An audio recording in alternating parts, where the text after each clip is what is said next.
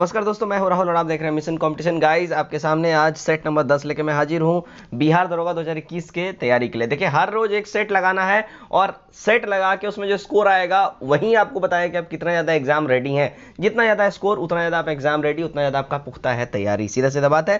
Previous जितने भी set है सबका नीचे लिंक दे दिया गया डिस्क्रिप्शन में। 9 के 9 प्रैक्टिस सेट का, इवन पूरा प्रैक्टिस सेट का प्लेलिस्ट ही दे दिया गया, वहां से आप जाकर देखते सारे के सारे देख सकते हैं। इसका कट ऑफ 40 होगा। आप सब अपना कमेंट करके स्कोर जरूर जरूर बताएं, शर्माए नहीं या ऐसा कुछ ना करें। वीडियो अच्छा लगे वीडियो को शेयर करें, नए लोग सब्सक्राइब करें। चलिए फर्स्ट क्वेश्चन देखते हैं। वैश्विक खुशहाली रिपोर्ट 2020 में भारत का स्थान कौन सा है भैया? देखिए, भारत का जो स्थान है वो है, देखिए 144वें नंबर पे। बी करेक्ट हो जाएगा।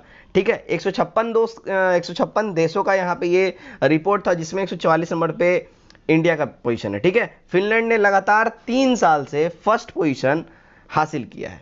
चलिए क्वेश्चन नंबर 2 देखते हैं। फ्रेंच ओपन 2020 के पुरुष एकल वर्ग का खिताब जीता है किसने? देखिए, फ्रेंच ओपन 2020 का जो पुरुष एकल वर्ग का खिताब जीता था वो जीता था भाई साहब राफेल नडाल ने। सी करेक्ट हो जाएगा इसमें से। नंबर 3 देखते हैं। पारिस्थितिकी के संदर्भ में निम्नलिखित में से कौन सा या से पिरामिड उल्टे या उल्टा नहीं हो सकता है? तो इसमें जो करेक्ट हमारा आंसर हो जाएगा वो हो जाएगा, देखिए ऊर्जा का पिरामिड। ये उल्टा नहीं हो सकता है। सी हमारा सही हो जाएगा। नंबर 4 देखते हैं। क्या है 4 नंबर में? वर्तमान में भारत का नियंत्रक महालेखा परीक्षक किसे नियुक्त किया गया है? देखो, वर्तमान में जो भारत का नियंत्रक महालेखा परीक्षक है जो नियुक्त किया गया है उनका नाम है गिरीश चंद्र मुर्मू। डी हमारा करेक्ट हो जाएगा। देखिए, आर्टिकल 148 के तहत सीएजी की नियुक्ति कौन करता है? राष्ट्रपति करता है। ठीक है, और इसके नियुक्ति के बाद जो इसका जो कार्यकाल होता है वो क्या होता है? देखिए, 6 साल या 65 वर्ष की आयु, इनमें से जो पहले हो जाए। ठीक है, कैग जो है यानी सीएजी को सरकार के धन का संरक्षक कहा जाता है, जो संचित निधि पर नियंत्रण रखता है। ठीक है, क्वेश्चन नंबर 5 देखते हैं। राजीव गांधी खेल रत्न पुरस्कार 2020 किसे प्रदान की गई है? देखिए, ये जो प्रदान किया गया है ये रोहित शर्मा, विनेश फोगाट, मनिका बत्रा, एम थांगवेलू एवं रानी रामपाल को प्रदान किया गया है। नंबर 6 देखते हैं। दिसंबर 2020 में यूनेस्को ने ग्वालियर और ओरछा को विश्व विरासत सूची में शामिल किया है। भारत में अब कुल कितने विश्व विरासत शहर शामिल है? तो भारत में देखिए अब टोटल जो है ना 40 विश्व विरासत स्थल जो है वो शामिल है। ठीक है, नेक्स्ट 7 नंबर देखते हैं। काकोश युद्ध सैनिक अभ्यास 2020 ये आयोजित हुआ था कहां पे? देखिए, ये जो सैनिक अभ्यास आयोजित हुआ है ये हुआ है रशिया में। ठीक है, नेक्स्ट देखते हैं। Next question number 8। 21वां विधि आयोग के अध्यक्ष कौन है? 21वां विधि आयोग के जो अध्यक्ष है वो उनका नाम है बलबीर सिंह चौहान जी। ए करेक्ट हो जाएगा। नंबर 9। हाल ही में पंजाब नेशनल बैंक में किस बैंक का विलय किया गया है? देखिए, पंजाब नेशनल बैंक में हाल ही में जो विलय हुआ है ये विलय हुआ है, देखिए ओरिएंटल बैंक ऑफ कॉमर्स एवं यूनाइटेड बैंक ऑफ इंडिया का। आगे बढ़ते हैं 10 नंबर। भारत का पहला टायर पार्क किस राज्य में स्थापित किया जाएगा? देखिए, भारत का जो पहला टायर पार्क है ये स्थापित किया जाना है वेस्ट बंगाल में। डी करेक्ट हो जाएगा। 11। 2020 का रणजी ट्रॉफी विजेता कौन बना है? देखिए, 2020 का जो रणजी ट्रॉफी विजेता बना है वो बना है भाई साहब सौराष्ट्र। बी हमारा यहाँ करेक्ट हो जाएगा। सौराष्ट्र ने बंगाल को हरा के खिताब जीता फाइनल में। ठीक है, 12 नंबर। 1932 में कलकत्ता विश्वविद्यालय के दीक्षांत समारोह में बंगाल के गवर्नर पर किस क्रांतिकारी महिला ने गोली चलाई थी? देखिए, जो क्रांतिकारी महिला ने गोली चलाई थी उनका नाम है बीना दास। ए हमारा करेक्ट हो जाएगा। नंबर 13 देखते हैं। 13 नंबर है। देश के किस राज्य में सर्वाधिक वन क्षेत्र है? देखिए, देश के जिस राज्य में सर्वाधिक वन क्षेत्र है उसकी अगर हम बात करें वो है मध्य प्रदेश। ए हमारा यहाँ सही हो जाएगा। 14। किसने अकबर के बाद तानसेन को संरक्षण दिया था? देखिए, अकबर के बाद जो तानसेन को संरक्षण जिस राजा ने दिया था वो है, देखिए रीवा के राजा रामचंद्र सिंह। ए हमारा यहाँ करेक्ट हो जाएगा। तानसेन का जो है ना असली नाम रामतनु पांडे था, जो मुकुंद पांडे के पुत्र थे। ठीक है, आगे बढ़ते हैं। क्वेश्चन नंबर 15 देखते हैं। क्या है? A tide and affairs of man public servants remembers के लेखक कौन है? देखिए, इसके जो लेखक हैं वो हैं प्रदीप लहरी। सी करेक्ट हो जाएगा। 16। स्वतंत्र भारत में बिहार के प्रथम मुख्यमंत्री 1951 के चुनाव में कहां से चुनाव ये लड़े थे? देखिए, इन्होंने जो चुनाव लड़ा था ये इन्होंने बड़बिघा से लड़ा था। एक करेक्ट हो जाएगा। बिहार के प्रथम मुख्यमंत्री का नाम क्या है? तो उनका नाम है श्री कृष्ण सिंह, और इन्होंने बरबीघा विधानसभा से मादुर ग्राम से इन्होंने चुनाव लड़ा था। 1946 से जनवरी 1961 तक बिहार के मुख्यमंत्री रहे थे श्री कृष्ण सिंह। ठीक है। 17 आंचलिक भाषा का महान लेखक और कथा शिल्प फणीश्वर नाथ रेणु 1972 के बिहार विधानसभा का चुनाव कहां से ये लड़े थे? तो 1972 का इन्होंने बिहार विधानसभा चुनाव जो लड़ा था ये फारबिसगंज से ये लड़े थे। ए हमारा यहां सही हो जाएगा। चलिए 18 नंबर देखते हैं। दिल्ली सल्तनत का आधिकारिक भाषा क्या थी? देखिए दिल्ली सल्तनत की जो आधिकारिक भाषा थी वो फारसी थी। बी करेक्ट हो जाएगा। 19 कम्युनल अवार्ड किस समझौते से रद्द हुआ? देखिए कम्युनल अवार्ड जो है ये रद्द किया गया पूना पैक्ट के द्वारा। बी करेक्ट हो जाएगा। ये पूना पैक्ट कब हुआ था? तो ये 1932 में हुआ था, जिसके तहत इसको खत्म किया गया। ये समझौता किसके किसके बीच हुआ था? तो ये समझौता महात्मा गांधी और B.R. अम्बेडकर के बीच में हुआ था। ठीक है। 20 रामोसी विद्रोह का नेतृत्व किया था किसने? देखिए रामोसी विद्रोह का जो नेतृत्व किया था ये किया था चित्तूर सिंह ने। बी एब्सोल्यूट करेक्ट हो जाएगा। 21 देखते हैं। किस संधि के बाद सालसेट तथा भरूच का राजस्व वसूलने का अधिकार अंग्रेजों को प्राप्त हुआ था? तो सालसेट और भरूच का राजस्व वसूलने का अधिकार जिनको प्राप्त हुआ था वो था देखिए पुरंदर की संधि के बाद। ये पुरंदर की संधि इन्होंने किया था 1776 में। इस आधार पर इन्होंने सूरत की संधि 1775 को आंशिक रूप से समाप्त कर दिया, लेकिन सालसेट और भरूच का राजस्व अंग्रेजों को प्राप्त होता रहा। ठीक है। 22 जयसिंह द्वितीय को सवाई की उपाधि किसने दी थी? देखिए सवाई की उपाधि इनको दिया था औरंगजेब ने। ए हमारा यहाँ करेक्ट हो जाएगा। सवाई राजा जयसिंह का जन्म 1668 राजस्थान के आमेर में हुआ था और इनको सवाई का उपाधि औरंगजेब ने दिया था। चलिए नंबर 23 देखते हैं।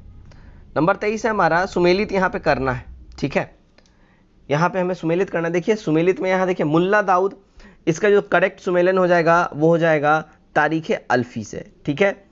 मौतबिंद खान, इनका जो है इनका सही सुमेल हो जाएगा इकबाल नामा से। उसके बाद खाफी खान, इनका सही सुमेल की बात करें तो मुतकबुल लुबाब से हो जाएगा। और भीमसेन की बात करें तो ये नुक्साए दिलखुश से हो जाएगा।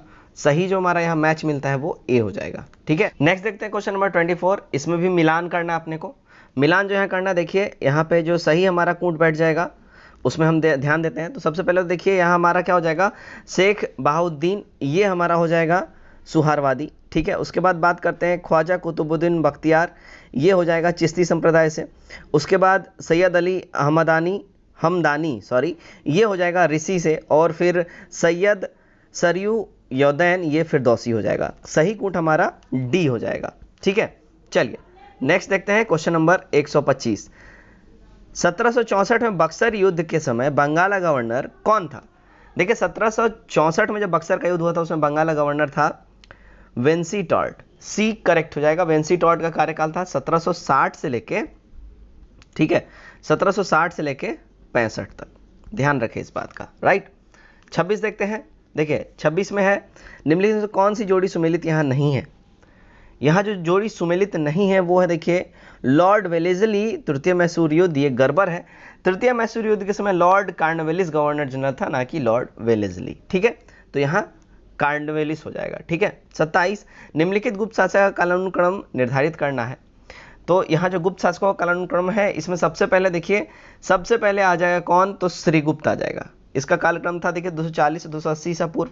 फिर आ जाएगा समुद्रगुप्त। ठीक है, ये 2 नंबर में आ जाएगा। इसका कालक्रम 335 375। फिर रामगुप्त आ जाएगा। ठीक है, ये 3 नंबर में आ जाएगा। इसका कालक्रम कब था? 375 ईसा पूर्व से, ईस्वी से। और फिर आ जाएगा स्कंदगुप्त, ये 4 नंबर में आ जाएगा 455 से 467। ठीक है, ये जो करेक्ट हमारा कूट हो जाएगा ऑप्शन नंबर सी हो जाएगा। ठीक। चलिए 28 देखते हैं। सबसे लंबा पर्वतमाला कौन है? देखिए सबसे लंबी पर्वतमाला की बात करें जो है, अगर उसकी हम बात करें वो है देखिए एडीज पर्वत। ठीक है ना। एडीज पर्वत जो है लगभग 7200 किलोमीटर लंबा है और इसकी औसत चौड़ाई 200 किलोमीटर है। ठीक है। ये पर्वत दक्षिण अमेरिका के 7 देशों से होकर गुजरता है। ठीक है। चलिए नेक्स्ट बढ़ते हैं हम। नेक्स्ट है हमारा 29 नंबर। गोंडवाना लैंड का भाग कौन है? गोंडवाना लैंड का भाग कौन है यहाँ बताना है। देखिए गोंडवाना लैंड का जो भाग है वो है मेडागास्कर। सी करेक्ट हो जाएगा। मेडागास्कर जो है गोंडवाना लैंड का भाग है, और मेडागास्कर जो है हिंद महासागर का सबसे बड़ा द्वीप भी है। ठीक है। 30 दामोदर घाटी परियोजना से संबंधित कौन नहीं है? देखिए दामोदर घाटी से संबंधित जो नहीं है वो है देखिए ओबरा बांध, ये इससे संबंधित नहीं है। ओबरा बांध रिहंद नदी पर बना हुआ है। यह बांध उत्तर प्रदेश के सोनभद्र में स्थित है ना। और दामोदर घाटी परियोजना 1948 में आया था, जिसके तहत तिलैया बांध, मैथौन बांध, पंचोट हावड़ा पहाड़ी बांध ये सब आते हैं। ठीक। 31 हिमालय में सबसे गहरी गर्त कौन सी नदी बनाती है? हिमालय में सबसे गहरी गर्त जो नदी बनाती है वो है देखिए कौन, तो वो है सिंधु नदी। डी हमारा करेक्ट हो जाएगा। हिमालय में सबसे गहरी गर्त डीपेस्ट जॉर्ज जो है सिंधु नदी ही बनाती है। 32 नंबर देखते हैं। प्रायद्वीपीय पठार को दो भागों में तेलंगाना पठार तथा कर्नाटक पठार के रूप में विभाजित करने वाली नदी कौन सी है? देखिए इसको ये दो भागों में विभाजित करने वाली नदी है वो है नर्मदा नदी। बी करेक्ट हो जाएगा। 33 भारत में पश्चिम विक्षोभ से जाड़े में कहाँ वर्षा होती है? देखिए तो भारत में पश्चिमी विक्षोभ से जाड़े में जो वर्षा होती है वो होती है भाई साहब कहाँ, तो पंजाब में होती है। डी करेक्ट हो जाएगा। 34 कोटोपैक्सी पर्वत किस देश में स्थित है? देखिए कोटोपैक्सी पर्वत जो है ये इक्वाडोर में है। ए करेक्ट हो जाएगा। 35 चिन्हुआहुआ किस खनिज के लिए जाना जाता है? तो चिन्हुआहुआ जो खनिज के लिए जाना जाता है वो है देखिए चांदी के लिए। एक करेक्ट हो जाएगा। मैक्सिको का चिन्हुआहुआ ये चांदी खनिज के लिए जाना जाता है। 36 भारत के कितने राज्य की समुद्री सीमा है? देखिए भारत में टोटल 9 राज्यों की समुद्री सीमा है। बी हमारा इनमें से करेक्ट हो जाएगा। कौन कौन से वो राज्य हैं? तो वो राज्य है गुजरात, महाराष्ट्र, गोवा, कर्नाटका, केरल, पश्चिम बंगाल, उड़ीसा, आंध्र प्रदेश और तमिलनाडु। ठीक है। चलिए 37 नंबर देखते हैं। बहुत ज्वार आता है, कब आता है भाई बहुत ज़्यादा ज्वार? तो बहुत ज़्यादा ज्वार जब आता है ना, कब आता है? तो वो है जब सूर्य तथा चंद्रमा एक सीधी रेखा में होते हैं। 38 दो ग्रह जिसके उपग्रह नहीं है वो कौन कौन है? तो वो दो ग्रह जिसके उपग्रह नहीं है वो है देखिए बुध और शुक्र। बी सही हो जाएगा। 39 विश्व का सबसे ठंडा स्थान कौन सा है? देखिए विश्व का सबसे ठंडा स्थान की बात करें वो है बखायोनस्क। डी करेक्ट हो जाएगा, है ना, हमारा यहाँ डी करेक्ट हो जाएगा। टैगुल्त जलवायु के अंतर्गत बखायोनस जो साइबेरिया का है, यहाँ पे न्यूनतम टेम्परेचर होता है -66.8 डिग्री सेल्सियस। ठीक है। चलिए नंबर 40 देखते हैं। कृष्ण छिद्र श्याम विवर क्या होता है? ये देख कृष्ण छिद्र या श्याम विवर जो है ये सिमट गया तारा को कहते हैं। डी हमारा करेक्ट हो जाएगा। 41 निम्नलिखित में से कौन भारत के संविधान पर्यावरण संरक्षण एवं संवर्धन तथा वन एवं वन्य जीव की रक्षा प्रावधान पाए जाते हैं? तो ये जो पाए जाते हैं ये किस में? तो राज्य के नीति निषेध तत्व में और केवल मूल कर्तव्य में, यानी कि ए और बी दोनों हो जाएगा। सी हमारा करेक्ट हो जाएगा। 42वां संविधान संशोधन 1976 ध्यान रखें इसके अंतर्गत नीति निषेध तत्व पर्यावरण का संरक्षण एवं वन्य जीव संरक्षण को जोड़ दिया गया था। ठीक है। चलिए आगे बढ़ते हैं। आगे हमारा क्वेश्चन नंबर 42 क्या बोल रहा है? 42वें संविधान संशोधन के द्वारा किस अनुच्छेद के अंतर्गत श्रमिकों की प्रबंधन की भागीदारी सुनिश्चित की गई? तो श्रमिकों की जो प्रबंधन की भागीदारी सुनिश्चित की गई थी ये था अनुच्छेद 39A के तहत। ठीक है। ये 42वां संविधान संशोधन 1976 द्वारा इसको जोड़ा गया है।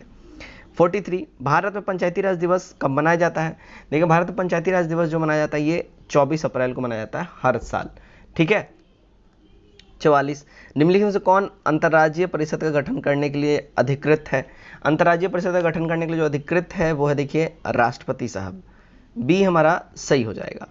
45 निम्नांकित में से कौन एक क्षेत्रीय परिषद के लक्षण नहीं है? तो क्षेत्रीय परिषद का जो लक्षण नहीं है वो है यह एक संवैधानिक संस्था है। ठीक है। ए हमारा यहाँ सही हो जाएगा। 46 कौन सा प्रधानमंत्री कभी भी लोकसभा का सदस्य नहीं रहा? तो कभी भी लोकसभा का सदस्य जो नहीं रहा वो थे देखिए मनमोहन सिंह जी। ए यहाँ करेक्ट हो जाएगा। मनमोहन सिंह 1991 से वर्तमान समय तक राज्यसभा के सदस्य, यानी जब तक वो पीएम रहे तब तक राज्यसभा के वो सदस्य रहे। 1991 में वो असम के राज्यसभा के लिए निर्वाचित हुए थे और 1990 में मनमोहन सिंह प्रधानमंत्री के आर्थिक सलाहकार भी बने थे, है ना। और 1991 से 96 तक वो वित्त मंत्री का भी काम कर चुके हैं और 2004 से 2014 तक वो देश के प्रधानमंत्री रहे थे। ठीक है। चलिए आगे बढ़ते हैं। नेक्स्ट है 47 में क्या है?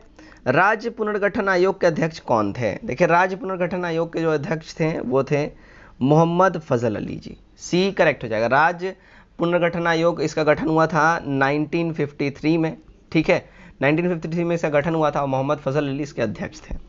48 प्रस्तावना में कितने प्रकार की स्वतंत्रता का उल्लेख है? देखिए प्रस्तावना में कुल मिला के 5 प्रकार की स्वतंत्रता का उल्लेख है। कौन कौन सा? विचार की स्वतंत्रता, अभिव्यक्ति की स्वतंत्रता, विश्वास की स्वतंत्रता, धर्म की स्वतंत्रता और उपासना की स्वतंत्रता। 5 करेक्ट हो जाएगा, बी हमारा ऑप्शन करेक्ट हो जाएगा। 49 मूल संविधान में किसका उल्लेख नहीं था? मूल संविधान में जो उल्लेख नहीं था वो था देखिए मंत्रिमंडल का, बी एब्सोल्यूट करेक्ट हो जाएगा। आज का हमारा आखिरी क्वेश्चन देखते हैं, क्वेश्चन नंबर 50। कोई विधेयक धन विधेयक है या नहीं, यह निश्चित कौन करेगा? तो ये निश्चित करेगा भाई साहब लोकसभा अध्यक्ष, सी यहाँ हमारा एब्सोल्यूट करेक्ट हो जाएगा। तो गाइज ये था हमारा set 10, total 50 question, cut off था 40। उम्मीद करता हूँ आपने इसको टच किया होगा। नीचे कमेंट करके अपने स्कोर बताएं, वीडियो अच्छा लगे वीडियो शेयर करें, नए लोग सब्सक्राइब करें। आज के इस वीडियो में बस इतना ही। Till then take care, bye bye and God bless you all.